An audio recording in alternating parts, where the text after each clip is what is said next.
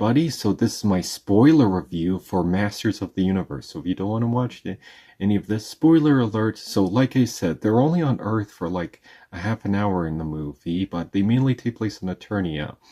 But there are some parts I did found like I could figure out. Like there's a part where Skeletor stabs Adam, and the sorceress is like, the sword didn't have the power, you did, and he rebuilds the sword. I kind of figured that was going to happen. They are pretty charming actors. I would have like there was a side of me that wanted to cast like someone like Alan Richardson as He-Man, but I like this actor. He does pretty good He-Man. I get why Travis cast him. Like they weren't looking for muscles, they were looking for a good actor, and he's really having fun. And Man-in-Arms like Idris Elba, he was pretty good. He acts drunk, but then he does help out later. Like he acts very helpful, even befriends a big robot named Roboto or something. And even at the end, they all wear cartoon accurate suits like their cartoon counterparts. They wore these different suits, but now they wear more faithful suits later. And they do that meme, like, you know, the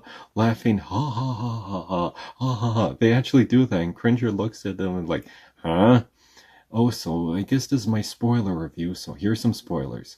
You know how in the advertisement they show Cringer wearing his battle armor? He doesn't wear that, like at the very end of the movie. Like, not even at the final battle where they save the day. No, like they're like, you must go. There's some bad things happening. In aviary state. Yeah, so the aviary people, I kind of know who those are. They're like wing people that He-Man's friends with, but that's when Battle-Cat wears his armor, so he only wears his armor at the very end of the movie. Oh my gosh. And yes, there is a mid-credit scene and an after-end credit scene. Actually, there's kind of two mid-credit scenes. One was where the credits, and then they show Orko. Yeah, Orko is in the movie, and he does the little messaging. It's like, we learned a lot today. He's all CGI, and I guess that's how they bring him to life, but that was cool that he was in the movie, but that's literally the only time Orko is ever in the entire movie. But he looks a lot of fun. He's like, we learned a lot today. Orko, He-Man saved the day, and if you have a skull for a face, that means you're evil. Oh, poor good people with skulls on their face. But there is a mid-credit scene, and it's like, I still have hope. Like, we found He-Man. We might find her later. Yeah, her. And I'm like, her?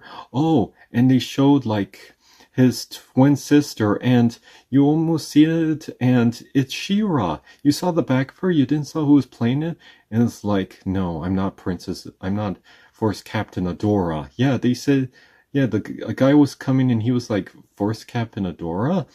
And I was like, no, I'm no longer Force Captain Adora. But she doesn't say it, but she's She-Ra. Yeah, so She-Ra might be in the next movie. She-Ra, that's so cool. And there is an after-end credit scene where you saw Evelyn picking up Skeletor's skull, like, so he might come back.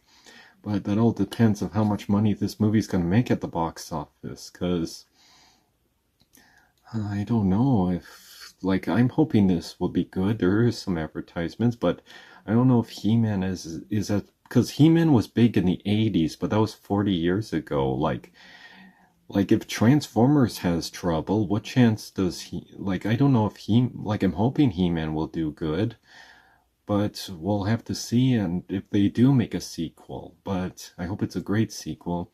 And also the whole parts where he's on Earth, because at first people are like, we think you're crazy, we don't believe you. Oh, and then his best friend, like he has a roommate who's a friend, and then he comes at the very end and he's like, oh my gosh, I do believe you, this is amazing.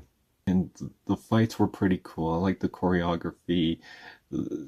All the costume designs and makeup designs look pretty fun. It was a really fun movie. I think Travis Knight does a good job of making a live-action 80s movie. Well, a movie that feels like an 80s cartoon come to life, and that's what it was. But yeah, also he found his sword at a comic book store, and I thought it was so awesome, and I see all the comic book stuff there. Also, I saw two Legend of Zelda posters hanging up in the comic book store and in their apartment for some reason. But I actually like this because I was just thinking today, because watched Knuckles. Because remember in Knuckles where Wade's room was basically dedicated to Paramount stuff because Paramount owns it, and they did the same thing with The Flash where it was all dedicated to Warner Brothers stuff. But I like that they showed a comic book store and they decorated with different variety. I think I saw some DC comics because, well, He-Man has interacted, and I thought that was cool. But, and obviously you can't really show any He-Man toys because it's a He-Man movie. Like, how would that make any sense? But anyways, well, I think overall I thought it was a really fun movie. I don't really own a He-Man shirt, but I have this Adventure Time shirt I got at a Value Village, and it's kind of inspired by He-Man, the design of it. So I thought that would be a good shirt to wear.